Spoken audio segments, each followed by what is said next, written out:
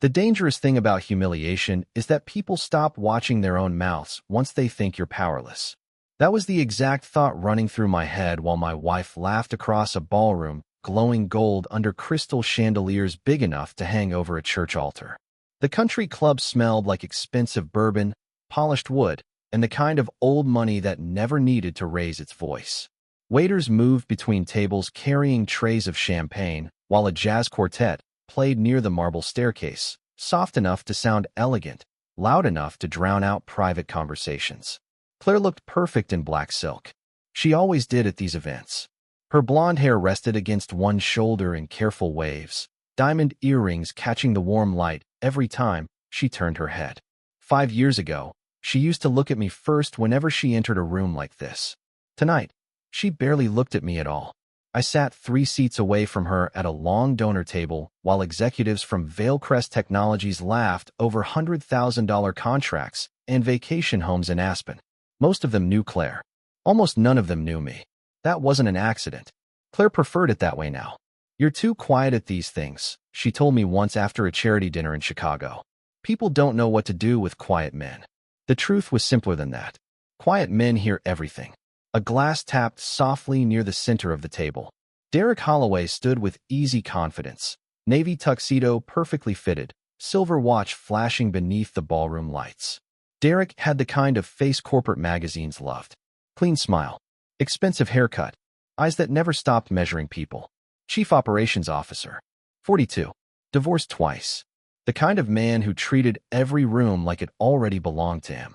"Before we start the auction," he announced with a grin, "I just want to thank Claire for practically carrying this entire company on her back." Applause rolled around the room. Claire smiled modestly, lowering her eyes just enough to make it believable. Derek lifted his champagne glass toward her. "Honestly, if half the people in this room worked as hard as Claire does, we'd own half the East Coast by now." More laughter. More applause. Then his eyes drifted toward me. Slow. Intentional. "And Ethan," he said, grinning wider now, "thank you too." A few people chuckled automatically, already sensing where this was going. Derek leaned slightly against the table. Every successful woman needs someone at home willing to make sacrifices. The laughter started soft. Claire pressed her lips together, trying not to smile too quickly. Derek continued. "Seriously though, what exactly do you do all day, Ethan? I've been trying to figure that out for like 6 months." The table erupted. Claire laughed this time. Not polite laughter. Real laughter. Head tilted back slightly. Wine glass raised near her lips. Comfortable laughter. That part landed harder than Derek's words. Funny how betrayal rarely arrives like thunder. Most of the time it sounds like someone you love laughing a little too easily at your expense. I smiled faintly and took a sip of bourbon. 14-year-old Macallan. Smoky. Smooth. Expensive enough that every sip tasted intentional. Derek shook his head dramatically. "See? That come right there. That's confidence. Or unemployment. Honestly, at this point I can't tell." Another wave of laughter crashed across the table. Someone farther down nearly spit out their drink. Claire touched Derek's arm while she laughed, just for a second, but long enough for me to notice. Long enough for him to notice I noticed. The room felt warm. Too warm. The kind of warmth that settles on your skin while something colder forms underneath your ribs. I looked around the table carefully. CFO avoiding eye contact. Company counsel pretending to scroll his phone. 2 board members smiling too hard. Nobody uncomfortable enough to stop it. Interesting. Very interesting. Because humiliation tells you more about a room than respect ever will. Derek finally sat back down beside Claire, still grinning. "Come on, Ethan," he said casually. "You know we're messing with you." I nodded once. Of course. My voice stayed calm. Steady. That seemed to disappoint him slightly. Men like Derek enjoy reactions more than victories. Claire leaned toward me then, perfume drifting lightly across the table. Vanilla and jasmine. Familiar enough to hurt. "Don't take it personally," she whispered with a smile that never reached her eyes. "They're just joking." I looked at her for a second longer than she expected. There was a time Claire would have defended me before I ever needed defending. Back when we shared a 700 square foot apartment outside Boston. Back when we ate takeout pizza sitting on unpacked moving boxes because we couldn't afford furniture yet. Back when she used to grab my hand under tables instead of pretending not to notice me. But success changes some people slowly. Then all at once, the auction began near the stage while conversations restarted around the ballroom, but I barely heard any of it. Because the important part had already happened. Derek thought he was humiliating me. Claire thought she was surviving socially. The others thought they were witnessing harmless corporate entertainment. None of them realized they'd already started confessing. And the beautiful thing about arrogant people is this. Once they believe you're harmless, they stop hiding who they really are. The auction carried on under warm chandelier light, while servers moved through the ballroom refilling wine glasses and collecting untouched dessert plates. But after a while the room stopped sounding like words and started sounding like patterns. Laughter here, forced compliments there. The low hum of rich people convincing each other they deserved everything they had. I sat quietly beside Claire while a developer from Miami bid $70,000 on a charity golf package he would probably never use. Across the ballroom, floor-to-ceiling windows reflected the city's skyline in fractured pieces of gold and black. Downtown Chicago looked cold outside. Sharp. Honest. Inside the country club, everything felt softer than it really was. Claire crossed one leg slowly and checked her phone beneath the tablecloth. Most people would not have noticed it. I did. Her expression changed for half a second. Not guilt. Anticipation. Then she locked the screen and smiled toward the stage again. Derek leaned close beside her a moment later. Too comfortable. Too practiced. He whispered something near her ear, and she smirked without looking at him directly. Small movements tell the truth long before words do. That is something I learned years ago when Vailcrest was still operating out of a rented office above a hardware supply store in Boston. Back then, investors lied politely while pretending to believe in your vision. You learned quickly that confidence lives in posture, not speeches. Claire used to understand that too. There was a time she could read my face from across a room before I ever spoke. Somewhere along the way, she stopped trying. Another drink, a waiter asked quietly beside me. I nodded once and handed over my glass. Claire barely noticed. 5 years ago, she would have answered for me automatically. Bourbon. 2 cubes of ice. Nothing sweet. Funny what disappears from a marriage first. It is not love. It is attention. Derek stood again near the center table as the auction paused for another round of speeches. The man carried attention like a religion.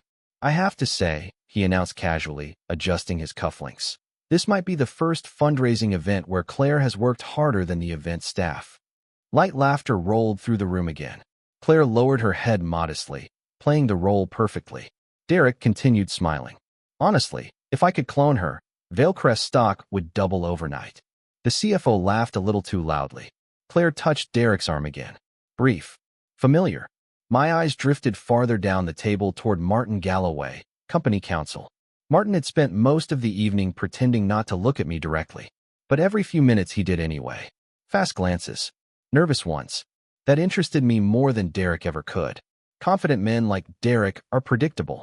Nervous men are where the real story usually lives. Martin reached for his water glass and nearly missed it. Tiny thing. Most people would never notice. I did. Because nervous people always become clumsy around secrets. Claire finally leaned toward me once the room settled again. You are being weirdly calm tonight, she whispered. Her voice carried that polished patience executives use when they are already irritated. I looked at her. Should I not be? She studied my face for a second too long. Maybe she expected anger. Maybe embarrassment. Instead, she found the same calm expression I had worn all evening. That unsettled her more than shouting ever would have. Derek is an idiot sometimes, she said quietly. Do not take him seriously. Interesting wording. Not wrong. Not disrespectful. Just an idiot. A safe defense. The kind people use when they still want both sides available later. I am fine, I told her.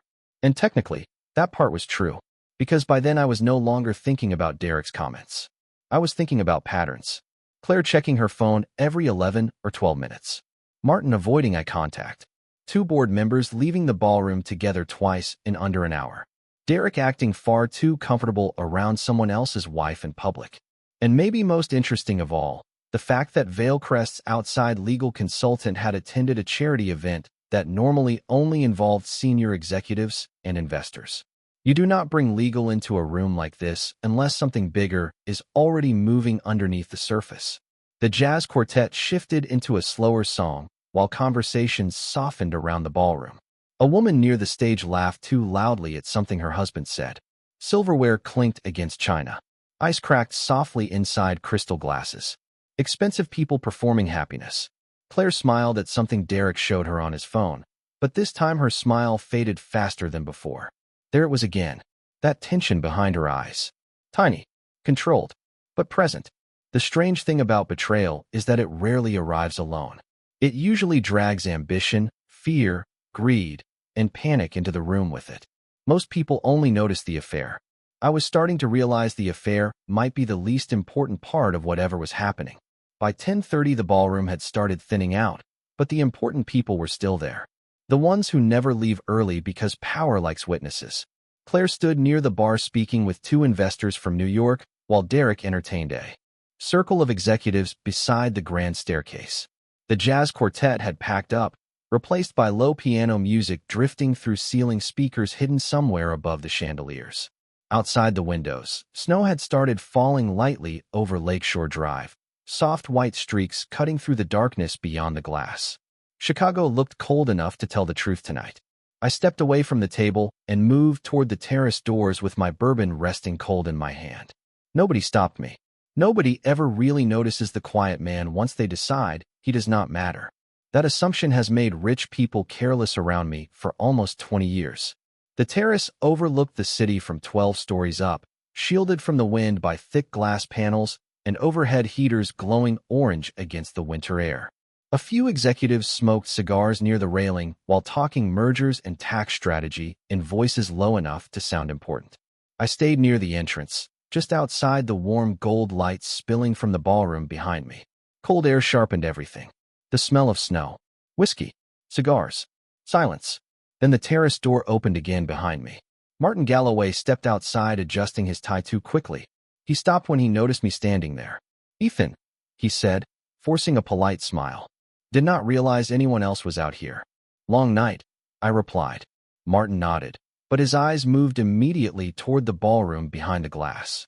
Looking for someone, or making sure someone was not looking at him. He loosened his collar slightly. "Claire seems to be doing very well lately." Strange sentence. Corporate lawyer. Careful man. Yet somehow that was what he chose to say first. "She works hard," I answered calmly. Martin gave a short laugh that carried no real humor inside it. "Yeah, she definitely does." Then silence settled between us. Heavy silence. The kind that means somebody knows more than they want to say. Martin reached into his pocket for cigarettes before remembering where he was and awkwardly sliding the pack back out of sight. Nervous habits. Tiny cracks. "You know," he said carefully, "sometimes people change once companies start growing too fast." I looked at him without speaking. He swallowed once. Pressure does strange things. There it was again. Not random conversation. A warning trying to disguise itself as small talk. Before I could answer, the terrace doors opened hard enough to let warm air spill sharply into the cold. Derek walked outside, laughing with Claire beside him. Her cheeks were slightly flushed now from wine and attention. Derek stopped the second he saw us standing together. Something flickered across his face. Fast. Annoyance maybe. Or calculation. "There you are," Derek said toward Martin. "The board guys are asking for you."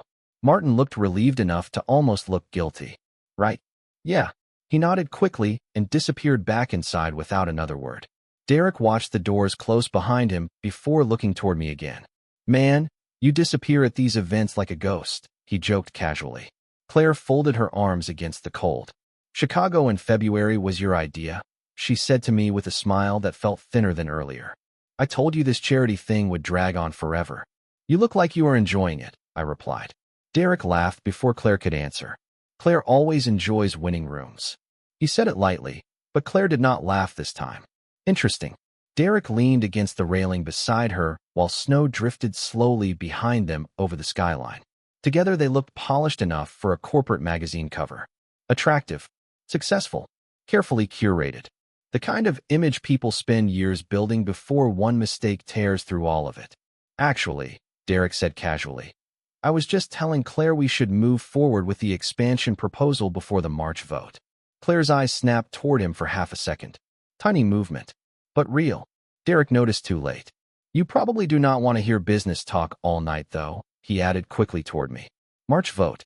That phrase settled quietly into place inside my head. Because nobody had mentioned a March vote to me. Not formally anyway. Yet somehow outside legal counsel looked nervous. Board members were holding private conversations all evening, and Derek was suddenly discussing expansion proposals at a charity gala while pretending not to. Interesting. Very interesting. Claire shifted her wine glass from one hand to the other. Derek talks too much after bourbon, she said lightly. Occupational hazard, he joked, but his smile tightened slightly at the edges. The three of us stood there while snow drifted over the city in silence thick enough to feel physical. Claire avoided my eyes now. Derek kept watching her when he thought I was not looking. And somewhere underneath all of it, beneath the expensive clothes and polished smiles and corporate laughter, I could feel something larger moving into position. Not an affair. Not just humiliation. Something strategic. Something already in motion. Then Claire's phone buzzed softly in her purse. She checked the screen, and her entire expression changed for one quick second before she locked it again. Fear. Tiny. Controlled. But unmistakable. And right then I realized something important. Whatever they thought they were planning, it had already started going wrong. The drive back to the hotel took 20 minutes through wet Chicago streets shining under yellow traffic lights and drifting snow. Claire sat in the passenger seat scrolling silently through her phone while jazz music played low through the speakers. The city moved past us in reflections of glass towers, red brake lights, and dirty snow piled along curbs. Neither of us spoke much. Strange how silence changes after enough years together. In the beginning of a marriage, silence feels peaceful, familiar, safe. Later it starts feeling like two people slowly running out of things they trust each other enough to say. Claire finally looked up from her phone as we stopped at a red light near the river. You barely talked all night, she said. Her voice sounded casual, but not naturally casual. Measured. Everybody else talked enough for me, I replied. She gave a quiet laugh at that and looked back out the window. The reflection of downtown lights moved softly across her face. For a second, she looked younger, closer to the woman I married. Funny what memory does when you are tired enough. It starts dressing people in older versions of themselves. I still remembered the first apartment Claire and I rented together outside Boston. 700 square feet above a bakery that started making bread at 4 in the morning. The walls were thin. The radiator knocked all winter. We owned exactly one decent frying pan and a couch somebody left beside the road in Cambridge. Claire used to sit cross-legged on the kitchen counter eating takeout noodles while I worked through spreadsheets for Vailcrest on an old laptop with a cracked corner. Back then the company was barely surviving. 3 employees. 2 folding tables. Investors saying no in polished conference rooms while pretending they admired our ambition. Claire believed in me anyway. That part used to matter more than money. Do you remember Somerville? I asked suddenly while the car idled at another light. Claire blinked once like the question pulled her from somewhere far away. What? The apartment over Hanover Bakery. Her expression softened slightly before she could stop it. God, she murmured quietly. That place smelled like cinnamon rolls 24 hours a day. I smiled faintly. And the heat broke every other week. You almost burned the kitchen down trying to fix it yourself. There it was. Real laughter this time. Small. Unplanned. For a moment the tension inside the car eased enough to let old memories breathe again. I remembered Claire wrapped in one of my sweatshirts sitting on the fire escape during summer thunderstorms while we split cheap pizza, because payday was still 3 days away. I remembered her sleeping on my shoulder during red-eye flights when we pitched investors in New York. I remembered the night Vailcrest landed its first major logistics contract, and Claire cried in the middle of a parking garage because she thought our lives were finally changing. They did change, just not in the way either of us expected.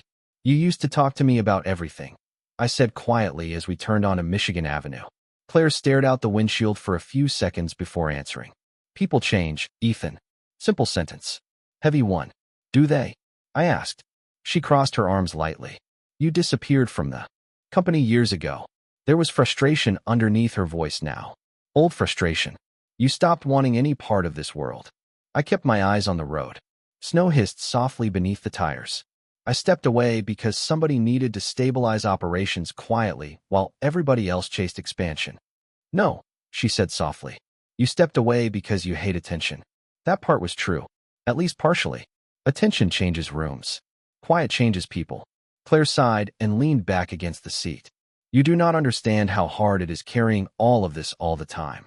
Derek seems willing to help. I answered before I could stop myself. Silence slammed into the car immediately after that. Claire turned slowly toward me. What is that supposed to mean? Her tone sharpened fast now. Defensive. Careful. I shrugged once. Nothing. She looked away again too quickly. You are imagining things. Maybe. Maybe not. The hotel lobby glowed warm and gold when we arrived. All polished marble and expensive flowers arranged beneath hanging glass lights. A pianist played softly near the bar, while wealthy couples drifted through the lobby carrying shopping bags and half-finished cocktails. Claire walked beside me toward the elevators with controlled posture and calm breathing, but I could feel tension radiating off her now, like static electricity before a storm. The elevator doors closed around us in silence. Mirror walls reflected both of us standing side by side, looking more like strangers sharing space than a married couple returning from the same event. Claire checked her phone again the second we entered the elevator. Tiny movement. Quick glance. But this time I caught the name before the screen locked. Derek. Just one message preview visible for half a second. Call me when he sleeps. The elevator continued rising smoothly toward the 34th floor, while soft piano music drifted through hidden speakers overhead. Claire slid her phone back into her purse without looking at me. But she knew I saw it. I could feel that too. The strange thing was, I did not feel angry anymore. Not in the normal way. Anger is loud. Simple. This felt colder than that. More. Precise. Because deep down, somewhere beneath the betrayal and humiliation and fading memories of the woman she used to be, another realization had quietly settled into place. Claire was not just hiding something from me anymore. She was afraid of something. Claire disappeared into the bathroom the second we entered the hotel suite, carrying her phone like it suddenly belonged to another life inside that room. The door clicked shut softly behind her. A few seconds later, the shower turned on. Not because she needed one. Because running water hides conversations. I stood near the window, overlooking downtown Chicago while snow drifted between glass towers and headlights crawled through the streets 34 floors below. The suite smelled faintly like Claire's perfume and expensive hotel detergent. Clean. Polished. Temporary. Funny how luxury hotels always feel a little dishonest. Everything perfect for people whose lives usually are not. I loosened my tie slowly and set my watch beside the whiskey bottle near the minibar. Midnight had already passed. Somewhere below us a siren echoed through the city before fading into distance. Claire's voice murmured faintly behind the bathroom door. Low. Careful. I could not hear words. Did not need to. Some silences explain more than conversations ever could. I poured myself another drink and sat near the windows while reflections of the city flickered across the glass. Years ago, nights like this would have ended differently. Claire used to come home from business dinners exhausted and collapse beside me on the couch with her heels kicked off somewhere near the kitchen. She used to tell me every detail about difficult clients and impossible deadlines while I made grilled cheese sandwiches at 1 a.m. because neither of us remembered to eat dinner. Back then we still sounded like a team. Somewhere along the way we became two people managing appearances instead of a marriage. The bathroom door finally opened 10 minutes later. Claire stepped out wrapped in a white hotel robe, hair damp around her shoulders, expression perfectly composed again. You are still awake? She asked casually. Could not sleep yet. She nodded once while avoiding my eyes and crossed toward the dresser where she plugged her phone into the charger face down. Tiny detail. Important one. Tomorrow is going to be long, she said. Investor breakfast starts at 8. Board members too? I asked. Her hand paused for almost half a second near the charger cable. Then she recovered immediately. A few. Calm answer. Too calm. Interesting. She folded her arms lightly. Why? I looked toward the city again instead of her. Derek mentioned a March vote tonight. Silence. Soft. Heavy. Expansion planning, she said finally. Nothing dramatic. I nodded slowly without responding. Claire hated silence during uncomfortable conversations. Always had. Most people do. Silence forces guilty minds to keep working. She walked toward the minibar and poured sparkling water into a glass without looking at me directly. You have been acting strange all evening, she said carefully. Watching everybody. Occupational habit. You left the company years ago. No, I replied calmly. I left visibility. That landed harder than I expected. Claire turned toward me slowly now, studying my face with something closer to uncertainty than anger. What does that mean? I smiled faintly into the whiskey glass. Exactly what I said. The room went quiet except for the distant sound of wind brushing against the windows high above the city. Claire looked tired suddenly. Not physically tired. Emotionally. Like somebody holding too many unstable pieces together at once. Ethan, she said softly. Not everything is some hidden strategy. There it was again. Strategy. Interesting choice of word. I looked at her carefully for a long moment. You are right, I answered. Sometimes people just slowly become strangers. Her expression tightened slightly at that. For a second, she almost looked hurt. Then her phone buzzed softly against the dresser. One vibration. Brief. Claire grabbed it too quickly. Another tiny mistake. She glanced at the screen and immediately locked it again. But not before I noticed the panic behind her eyes returning. Stronger this time. I need air, she said quickly. I'm going downstairs for tea. At 12:30 in the morning. In a Chicago snowstorm. Right. Do you want company? I asked calmly. No, too fast. Too sharp. Claire softened her tone immediately after. You should get some sleep. She grabbed her coat and purse and disappeared out the suite door less than a minute later. The silence she left behind felt enormous. I waited exactly 30 seconds before walking over to the window facing the hotel entrance. Snow drifted heavily beneath the streetlights outside, while black SUVs lined the curb near the valet station. 3 minutes later, Claire emerged from the revolving doors below, wearing her cream-colored coat and looking over her shoulder once before crossing the sidewalk. A black sedan pulled forward almost immediately. She entered the passenger side without hesitation. The car drove away into the falling snow.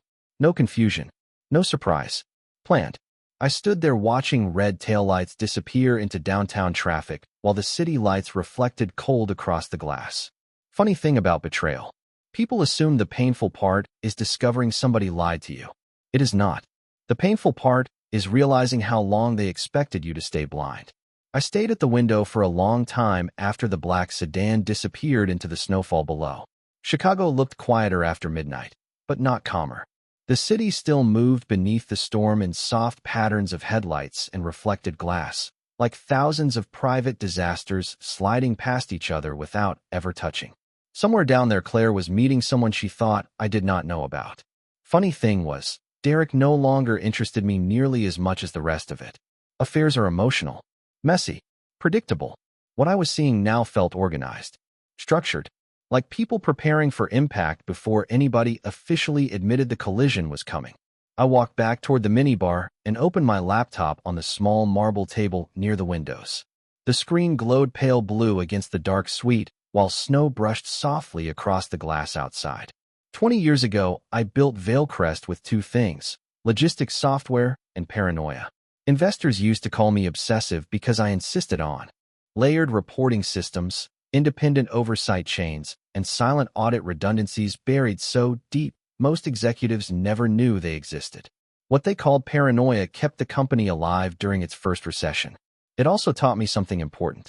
Fraud rarely begins with stealing money. It begins when people convince themselves the rules no longer apply to them.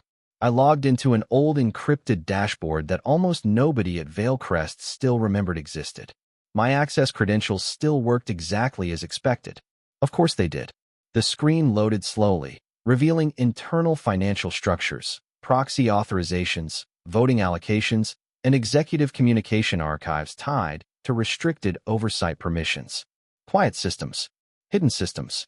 The kind people stopped checking once they assumed the founder walked away years ago. I stared at the numbers for several long seconds while the city lights flickered across the keyboard. Then I opened the executive review logs tied to the March board proposal Derek accidentally mentioned earlier. There it was. Project Northbridge. Expansion acquisition package. Voting acceleration request.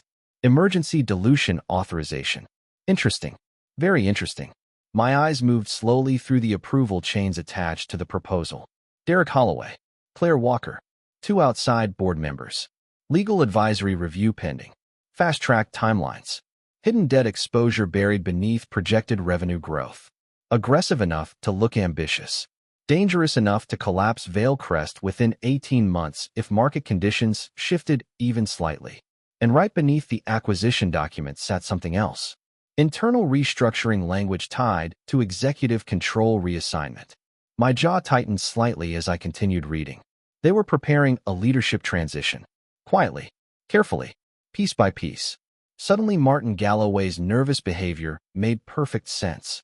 This was not just an affair hidden behind corporate dinners and private messages. This was a coordinated move. Derek wanted the company. Claire wanted a future attached to whoever she believed would still be standing once control shifted.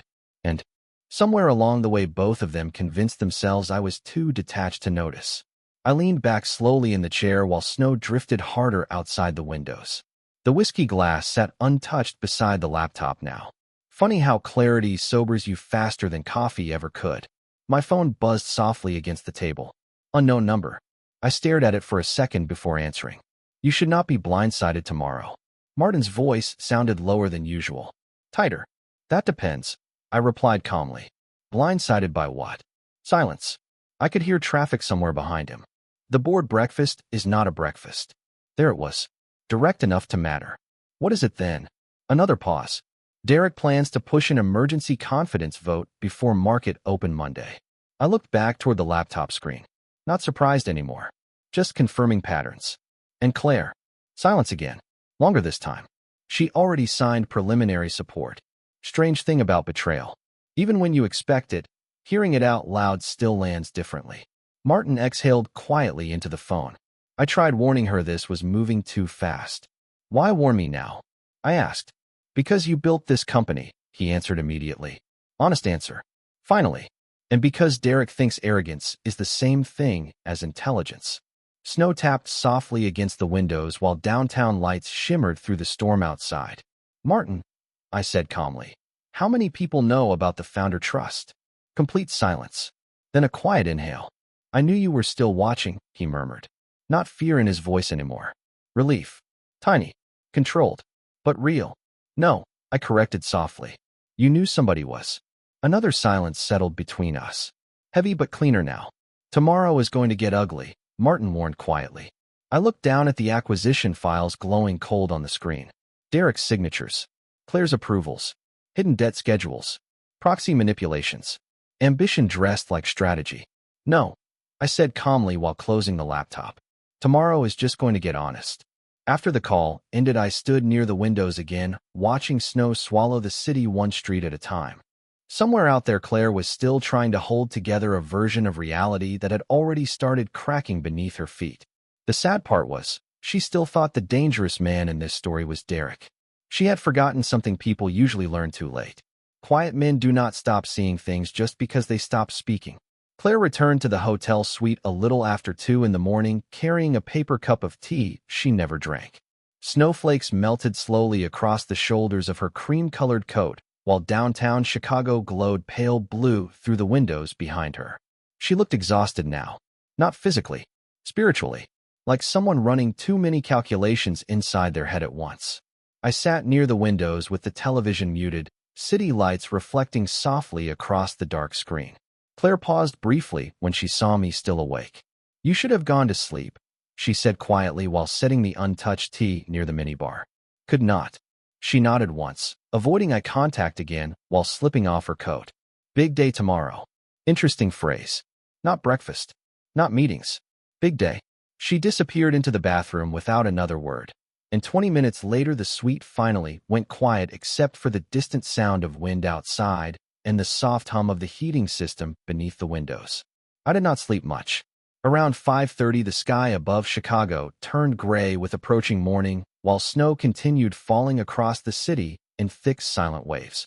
I stood near the windows watching plows crawl through empty streets below, while Claire slept facing away from me beneath white hotel sheets that looked too clean to belong to either of us anymore.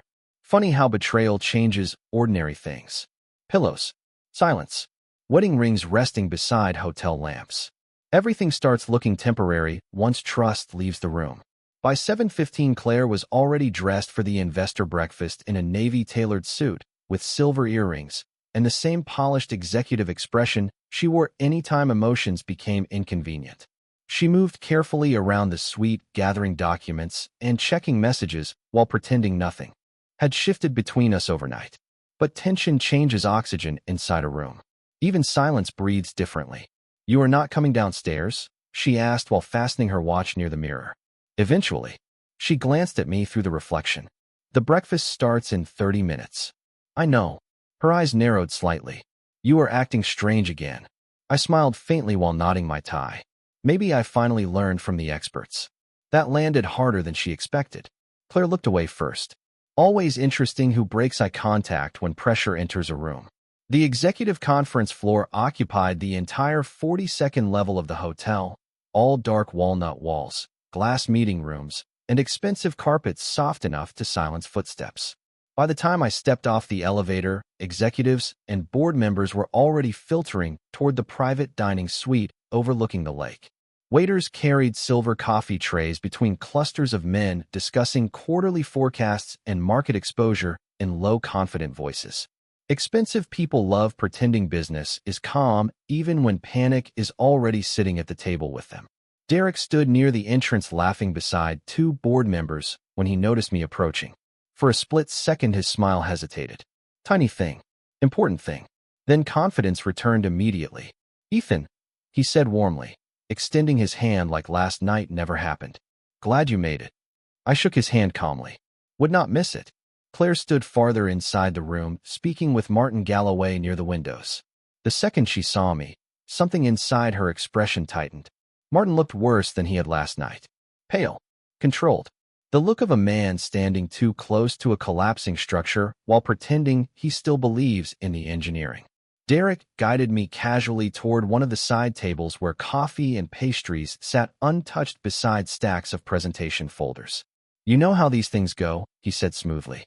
"Some restructuring talk. Growth opportunities. Nothing exciting." "Funny," I replied calmly. "People usually do not invite outside legal counsel when nothing exciting is happening." Derek's smile flickered for half a heartbeat. There it was again. Tiny cracks. "You always were sharper than Claire described," he said lightly. Interesting sentence. Not than I expected. Then Claire described. Derek picked up a coffee cup and lowered his voice slightly. "Look, Ethan, between us, Vailcrest is changing. Markets move fast now. The board wants leadership willing to move aggressively." "And Claire?" I asked. He smiled carefully into his coffee. "Claire understands the future." Translation. Claire chose a side already. Around the room, executives slowly settled into seats while assistants dimmed lights near the presentation screens. The lake beyond the windows looked gray and endless beneath the snowstorm outside. Martin approached quietly, carrying a thick black folder against his chest. He did not look at me directly this time, probably because he already knew what happened next. Derek moved confidently toward the head of the conference table, while board members opened briefing packets and murmured quietly among themselves. Claire sat near the center beside the outside investors, posture perfect, expression unreadable. She still looked beautiful. That part almost made everything worse. Derek cleared his throat and smiled around the room. "Thank you all for coming on short notice," he announced smoothly. "Today represents an important evolution for Vailcrest." Evolution. Another interesting word. I watched Claire carefully while Derek spoke about market acceleration, acquisition leverage, and modernized leadership structures. Corporate language always sounds cleanest right before somebody tries stealing something expensive. Then Derek finally reached the moment he had been building toward all morning. Due to changing operational demands, he continued confidently, the board has agreed to hold an immediate confidence review regarding executive leadership and voting authority realignment. There it was. Around the table, several people straightened in their chairs while assistants quietly distributed additional folders. Claire kept her eyes lowered toward the paperwork now. Martin remained completely still near the wall. Derek smiled confidently toward the board members. With preliminary support already secured, we expect this transition to move quickly and professionally. Then his eyes shifted toward me. Calm, smug, victorious. "Any questions before we proceed?" The room settled into silence. Soft, heavy, waiting. I looked around the table slowly at every face, pretending this meeting was already decided. Then I stood up calmly and adjusted my cuffs. "Actually," I said quietly, "I do have one question before anybody votes on anything." Derek smiled politely. "Of course." I looked directly at him for the first time all morning. Did nobody here bother checking who still controls the founder trust? The room did not react all at once. That is the strange thing about shock in corporate spaces. Nobody gasps dramatically. Nobody flips tables or raises their voice. Real panic arrives quietly. First comes confusion, then silence. Then people start recalculating every decision they made in the last 6 months. Derek's confident smile stayed frozen for half a second too long before he recovered. Founder trust, he repeated lightly, almost laughing. Ethan, with respect, you have not been involved in operational control for years. I kept my eyes on him calmly. Operational control and ownership are not the same thing. Around the table, several board members exchanged quick glances now. Tiny movements. Nervous ones. Claire slowly lifted her eyes from the folder in front of her and looked at me fully for the first time that morning. Not anger anymore. Uncertainty. Martin Galloway stepped forward quietly from the wall, carrying the black folder against his chest like it suddenly weighed 50 pounds. Derek noticed immediately. Martin, he said carefully. Martin did not answer him. Instead, he walked toward the center of the table and placed the folder down in front of the board chairman with deliberate hands. The sound of leather against polished wood landed louder than it should have. What is this? One investor asked. Martin loosened his tie slightly before speaking. Original founder trust documents, he answered quietly. Filed under permanent restricted oversight protections. Derek laughed. Once. Too fast. Too sharp. That trust was dissolved during restructuring. No, Martin corrected calmly. It was converted. Silence settled hard across the conference room. Snow drifted beyond the massive windows overlooking Lake Michigan while the heating vents hummed softly overhead. Nobody touched their coffee anymore. Nobody looked relaxed. Martin opened the folder and slid several signed documents across the table. Per the original governance structure established in 2006, he continued carefully, founder trust voting authority remains attached to Ethan Walker unless voluntarily surrendered. One of the outside investors frowned while adjusting his glasses. How much authority are we talking about exactly? Martin looked directly at him. 41% controlling interest. There it was. The room changed instantly after that. You could feel it physically, like pressure shifting before a storm finally breaks. Derek's face lost color first. Small change, but visible. Claire stared at the paperwork in complete silence now, her breathing suddenly slower and more controlled than before. She already understood what the others were still processing. Every vote, every alignment, every private meeting, every humiliation from last night. They had all been built on one assumption, that I no longer mattered. The board chairman flipped through the documents carefully. Why was this never disclosed? Because nobody asked the right questions, I answered calmly before Martin could speak. Derek straightened in his chair, recovering some of his confidence. Even if that is true, he said quickly, the board still has authority to proceed with restructuring initiatives. Not under concealed debt exposure tied to manipulated acquisition forecasts, I replied. That landed harder. Martin closed his eyes briefly. Claire looked at Derek immediately now. Fast. Sharp. Derek forced a laugh again. You are making accusations based on incomplete data. I slid my own folder calmly onto the table. Smaller than Martin's. More dangerous. No, I said quietly. I am making observations based on your internal communications, accelerated dilution proposals, and hidden debt schedules attached to Project Northbridge. The room went dead silent. One board member opened the folder in front of him, and his entire posture changed within seconds. Another investor leaned closer toward the spreadsheets. Martin looked exhausted now, like a man relieved the truth finally escaped the room before suffocating him inside it. Derek's jaw tightened visibly as he scanned the documents. Where did you get these? He asked. Interesting question. Not are they fake. Not this is wrong. Where did you get them? From the systems I built, I answered calmly. Claire finally spoke then, voice low and careful. Ethan, I looked at her quietly. She stopped immediately, because suddenly she understood something terrible. I had not discovered this last night. I had been watching for much longer than that. Derek pushed back slightly from the table. This is ridiculous, he snapped. You vanished from this company years ago. You do not get to suddenly walk back and pretending you still understand how this industry works. No, I replied calmly. I stepped back because visibility attracts ego. Ego attracts shortcuts. And shortcuts attract people exactly like you. Another silence. Heavy. Brutal. One of the investors cleared his throat quietly. Martin, he said carefully, are these findings legitimate? Martin looked down at the table for a long moment before answering. Yes. Just one word. That was all it took. The confidence drained out of the room after that. Derek leaned back slowly in his chair, realizing too late the floor beneath him had already disappeared. Claire still had not moved. Her eyes remained fixed on the documents spread across the conference table like pieces of a life she no longer recognized. Funny thing about betrayal. People think the dangerous moment is when lies are exposed. It is not. The dangerous moment is when everyone realizes the quiet person in the room knew the truth long before anybody else did. Nobody left the conference room for nearly 40 minutes after that. The snowfall outside thickened across Lake Michigan until the skyline beyond the windows looked faded and distant, like the city itself wanted no part of. What was happening inside that room? Lawyers whispered quietly near the far wall, while board members reread financial projections that suddenly looked radioactive instead of ambitious. Coffee went cold untouched beside expensive leather folders. Nobody cared about pastries anymore. Derek stopped speaking almost entirely after Martin confirmed the audit trails were legitimate. That part interested me more than his arrogance from the night before. Men like Derek survive by controlling momentum. Once momentum breaks, confidence drains fast.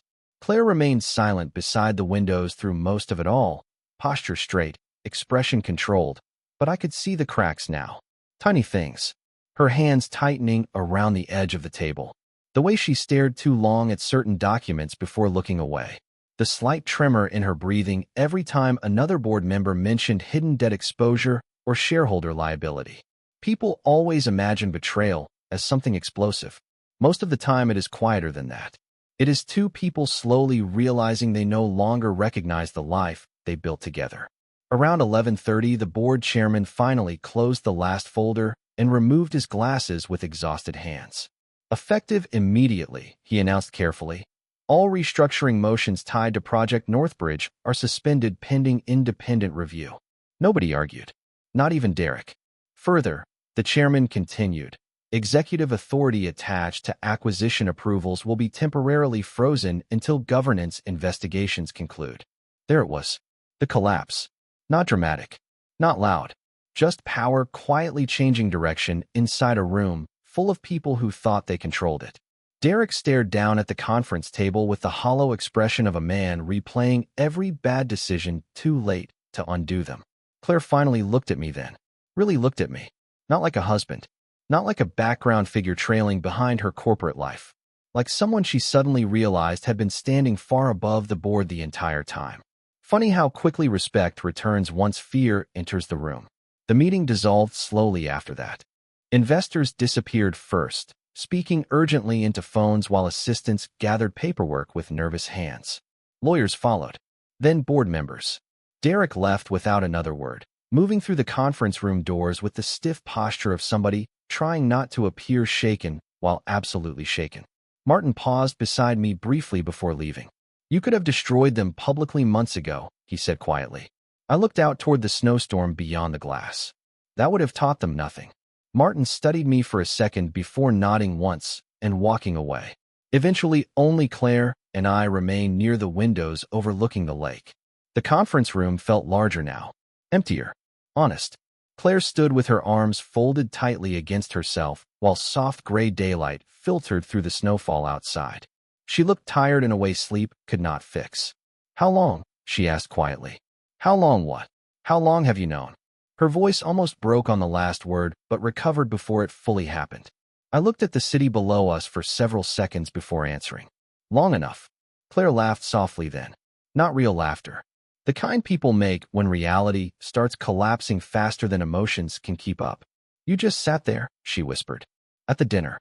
In the meetings. While Derek mocked you. She stopped talking. Some sentences hurt too much once spoken out loud. Why? She finally asked. I turned toward her slowly. Because people reveal themselves when they think there are no consequences. Claire's eyes filled slightly then, though she fought it immediately. You let me humiliate you. No, I said calmly. I let you show me who you became. That landed harder than anger ever could have. Claire looked away toward the windows, blinking quickly now while snow drifted endlessly beyond the glass. "It was not supposed to happen like this," she whispered. "Nothing ever is." Silence settled softly between us. Not hostile anymore. Just final. Claire wrapped her arms tighter around herself. "Were you ever going to tell me?" she asked quietly. I thought about the apartment over the bakery in Somerville. Cheap. Pizza on moving boxes. Her asleep against my shoulder during late-night flights. The woman who once believed in me before money entered every room we walked into. "I think part of you already knew," I answered softly. Claire closed her eyes briefly after that. When she opened them again, something inside her looked smaller somehow. Quieter. Like ambition finally stopped drowning out reality long enough for regret to enter the room. I picked up my coat from the back of the chair and started toward the conference room doors. "Ethan." I stopped, but did not turn around immediately. "I did love you," she said softly behind me. Funny thing about timing. Sometimes truth arrives years after it still could have mattered. I looked back at her one final time, standing alone beside the windows while snow covered Chicago beyond the glass in cold white silence. "I know," I said quietly. "That is what makes this sad instead of simple." Then I walked out of the conference room without looking back again, while the city disappeared slowly beneath the storm. Thank you for watching until the end. Watch the full story in the comments and video description. Like and subscribe to the channel to see more interesting content.